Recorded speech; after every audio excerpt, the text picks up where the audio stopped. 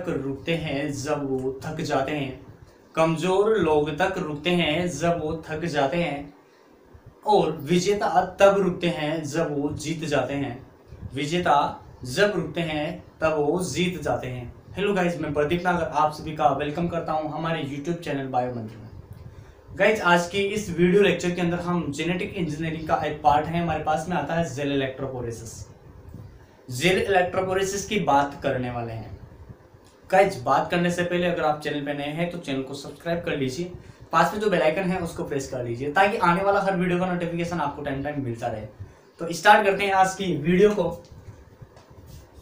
Topic है हमारा jail इलेक्ट्रोपोरेसिस। इसको हम बोलते हैं जेल विद्युत कण संचलन। जेल विद्युत कण संचलन इसको बोला जाता है। और बात करें इसकी डिस्कवरी किसने की, डिस्कवरी की बात करते हैं तो ये की है आपके आर्ने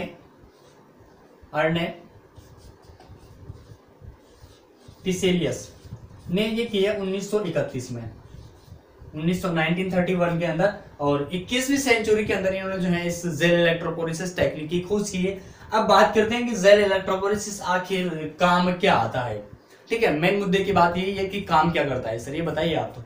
तो चलिए उसी की बात करते हैं हमने पहले पढ़ा था कि आप जो है किस तरीके से किसी भी डीएनए खंड को अलग कर सकते हैं, सेपरेट कर सकते हैं। तो उसमें मैंने आपको बताया था जैसे कि हमने कोई भी बैक्टीरियल सेल लिया, ठीक है, उस बैक्टीरियल सेल का सबसे पहले तो हमने आउटर मोस्ट जो कवर है सेल वॉल, उसको हमने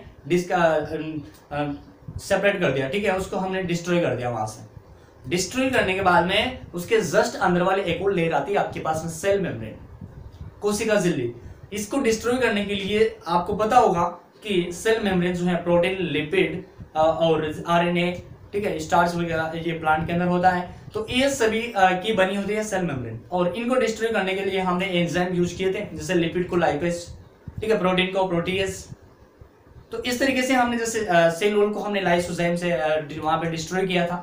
तो इस तरीके से हम क्या कर देते हैं, उसके सेल मेम्ब्रेन को भी डिस्ट्रॉय कर देते हैं और उसके आरएनए को भी डिस्ट्रॉय कर देते हैं। डिस्ट्रॉय करने के बाद में हमारे पास में सिर्फ और सिर्फ क्या बचता है, डीएनए बचता है। और उस डीएनए को हम सेपरेट कर लेते हैं, वहां से आइसोलेशन ऑफ डीएनए कर लेते हैं। ठीक है, उसी टेक्निक को आज हम इस तरीके से इस जेल इलेक्ट्रोपोरेसिस टेक्निक के द्वारा हम समझने वाले हैं कि किस तरीके से हम जो है डीएनए खंडों को अलग किया जाता है या करते हैं। तो देखिए समझते हैं आज।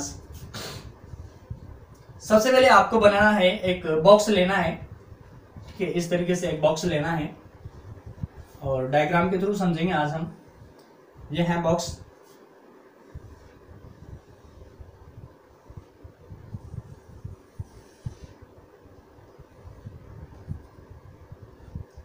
ये बॉक्स मैंने बना लिया है यहाँ पे।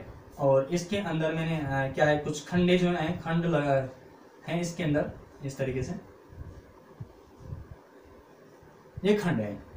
इसको बोलते हैं जेल इलेक्ट्रोपोरेसिस प्लेट या डिब्बा, बक्सा, ठीक है ना। अब इसके अंदर दो चीजें रिक्वायरमेंट हमें होती है। एक तो होती है एगेरोज की। सबसे पहली चीज है इसके अंदर एगेरोज जेल जो है भरा हुआ होगा।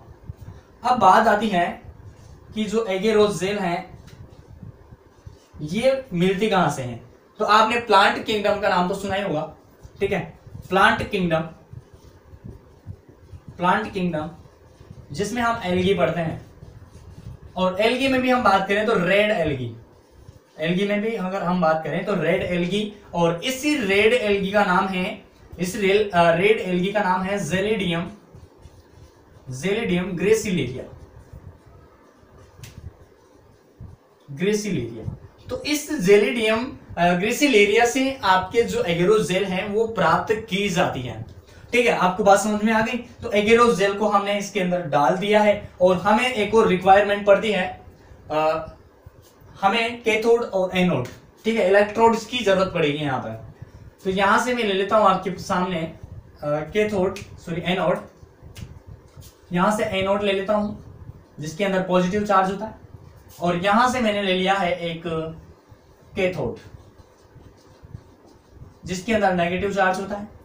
ठीक है, अब इन जो पोर्स हैं हमारे पास में, इन पोर्स के अंदर मैं क्या करूंगा, कि जो मुझे डीएनए चाहिए, ठीक है, जैसे मुझे डीएनए चाहिए, अब उसका एक जीन मुझे एक्स्ट्रा चाहिए। जैसे सपोज करो हमने क्या किया, इंसुलिन का जीन जो है किसके अंदर से, ह्यूमन के अंदर से निकाल लिया। तो जीन निकालने के लिए हमें क्या करना पड़ेगा, इंसुलिन का उसका डीएनए पूरा का पूरा उससे डिस्ट्रॉय करना पड़ेगा, ठीक है, उससे अलग करना पड़ेगा हमें। तो यहां से हम इंसुलिन जीन को निकालने के लिए मान लो हमने डीएनए लिया, और डीएनए के कुछ खंड, डीएनए के खंड या सेगमेंट में बोल सकता हूं, तो इन डीएनए सेगमेंटों को मुझे इन पोर्स के अंदर प्रोवाइड करवाना है।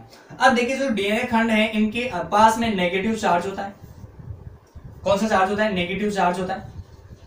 तो ये नेगेटिव चार्ज जो है ये किस तरफ अट्रैक्ट करेगा, तो ये नेगेटिव चार्ज पॉजिटिव की तरफ अट्रैक्ट करेगा, ठीक है। जैसे ही मैं इन डीएनए खंडों के सैंपल को इन बक्सों के अंदर, इन पोर्स के अंदर में डालूंगा, आपके जो एगरोजेल्स हैं इसके अंदर कुछ पोर्स पाए जाते हैं ताकि ये आसानी से जो है इसके अंदर गति कर सके, इस तरीके से दौड़ सके, ठीक है, भग सके।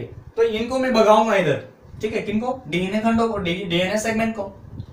अब भगाऊंगा तो ये आकार और चार्ज के आधार पर चलते हैं, आकार, साइज एंड चार्ज,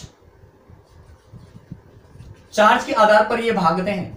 कौन, डीएनए खंड, जिसमें से मुझे क्या करना है, इंसुलिन का जो जीन है, इंसुलिन जो जीन है उसको अलग करना है, ठीक है, समझ पा रहे होंगे। तो यहां से जैसे मैंने सैंपल डाला और यहां से इलेक्ट्रोड मैंने इसको प्रोवाइड करवाया, चार्ज प्रोवाइड करवाया, चार्ज प्रोवाइड करवाते हैं आपके जो डीएनए खंड हैं वो इस तरीके से भागने लगेंगे, इस तरीके से भागने लगेंगे, इस तरीके से क्या हो जाएंगे, ये भागने लगेंगे इस तरीके से। लेकिन देखिए यहां पे समझने वाली बात क्या है, समझने वाली बात यह है कि क्या कौन से ऐसे खंड होंगे जिनकी एक तो साइज ज्यादा बड़ी है, ठीक है, वो ज्यादा तेज भगेंगे, या फिर जिनकी साइज कम है वो ज्यादा तेज भगेंगे, ठीक है। दूसरी चीज ये आती है कि जिसके पास में ज्यादा चार्ज मैंने यहां पे दिया हुआ है, जिसके पास ज्यादा चार्ज है वो ज्यादा भगेगा, या फिर जिसकी साइज ज्यादा है वो भगेगा। तो ऐसा कुछ नहीं होता है यहाँ पे हमें एक चीज ध्यान रखनी है, जिसकी साइज कम होगी, जिसकी साइज कम होगी, चार्ज दोनों के ऊपर सेम होगा, ठीक है। तो पॉजिटिव, नेगेटिव चार्ज पॉजिटिव की ओर अट्रैक्ट होगा, तो जिसकी साइज छोटी होगी वो उतना ही तेज, ज्यादा तेजी से क्या करेगा, गमन करेगा, गति करेगा, इसके अंदर भगेगा, ठीक है। तो यहां से अब मैंने क्या करना है, मुझे इसको देखने के लिए, सपोज करो ये प्रोसेस हो गई, अब इनको देखने के लिए मुझे क्या करना पड़ेगा, इसके अंदर एक यौगिक का छिड़काव करना पड़ेगा, और उस यौगिक का नाम है इथिडियम ब्रोमाइड, इथिडियम ब्रोमाइड। इस इथिडियम ब्रोमाइड को मैंने इस पे छिड़क दिया है, तब भी हमें क्या होगा, आपका जो डीएनए खंड है ये नहीं दिखेगा। अब कब दिखेगा भाई, तो देखिए समझते हैं।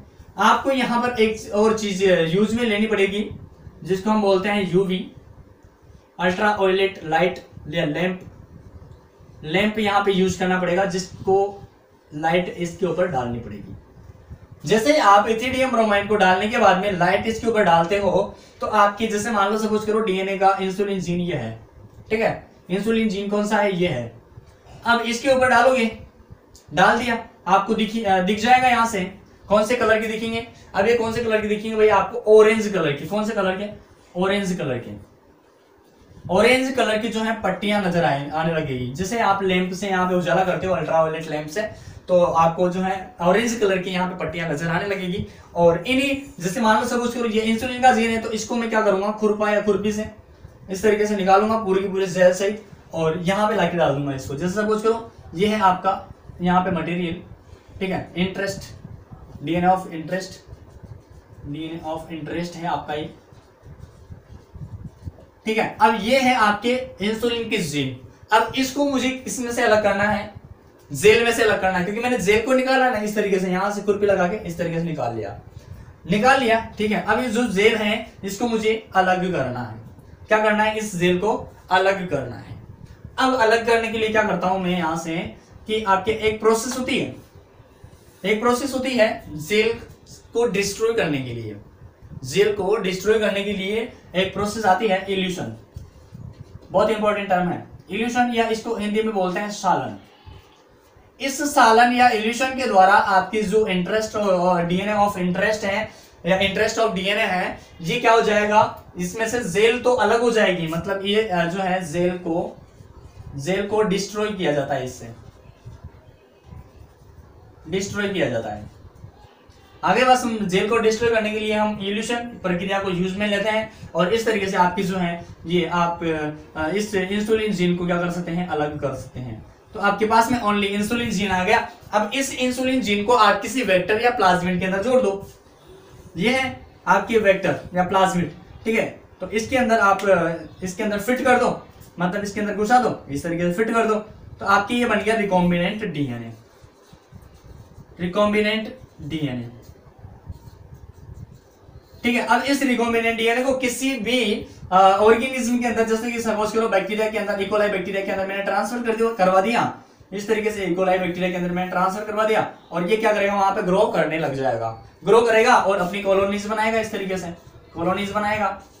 तो आपकी जो ग्रोइंग हो रही है, यहाँ पे रेप्लिकेशन हो रहा है, वो आपके किसका हो रहा है, किसका हो रहा है, इंसुलिन के जो जीन है उसका भी यहाँ पे ग्रोथ हो रहा है, ठीक है, रेप्लिकेट हो रहा है। तो आप यहाँ से क्या कर सकते हैं, इंसुलिन जीन को आराम से अलग कर सकते हैं, सेपरेट कर सकते हैं, ठीक है। तो ये थी हमारे जेल इलेक्ट्रो प्रोसेस के द्वारा किस तरीके से रिकॉम्बिनेंट डीएनए को हम अलग करते हैं, या जो हमारा जीन ऑफ इंटरेस्ट होता है उसको किस तरीके से अलग किया जाता है। तो सारी प्रोसेस हमने इसमें इसके अंदर पढ़ लिया है।